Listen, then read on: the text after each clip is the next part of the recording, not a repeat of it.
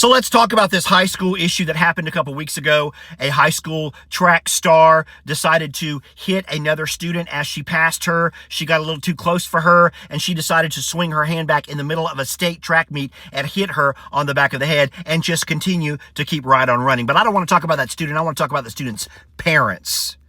Because when our children display a behavior, we have to react as parents. And let me tell you the way that parent reacted. That mother said, I don't need to see a video. My child would never do that.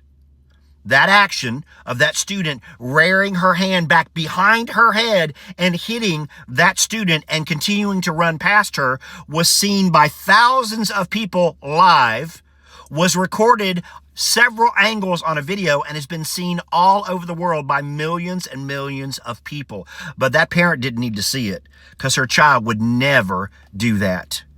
Everybody was so surprised at the reaction of those parents. Do you know who was not surprised? Educators all over the place. Cafeteria ladies, librarians, PE teachers, school nurses, resource officers, and anyone that works in a school was not surprised by that parent's behavior, because that's what we deal with all the time. Now, I'm all for defending your child. And if you got a he said, she said, you need to defend your child as best as you can. But let me tell you what we deal with in education. We deal with situations where we have 25 kids that listened to what your child said and listened to what came out of their mouth, watched what they did. We have bus videos. We have videos in the hallway. We have students recording on their cell phone the actions of your child, and it is irrefutable evidence. And what we still have are parents saying, not my baby. Not my baby. You need to be your child's defender, protector, and encourager.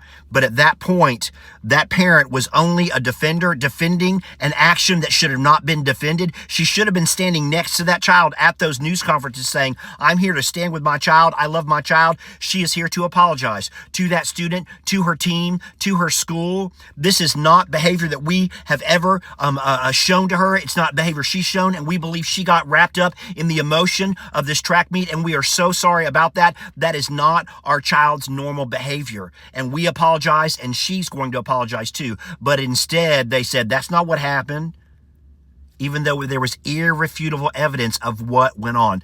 Let me tell you who's not surprised with the parents' behavior.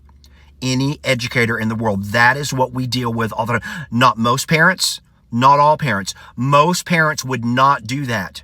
But in every school all across the world, that's a parent we have.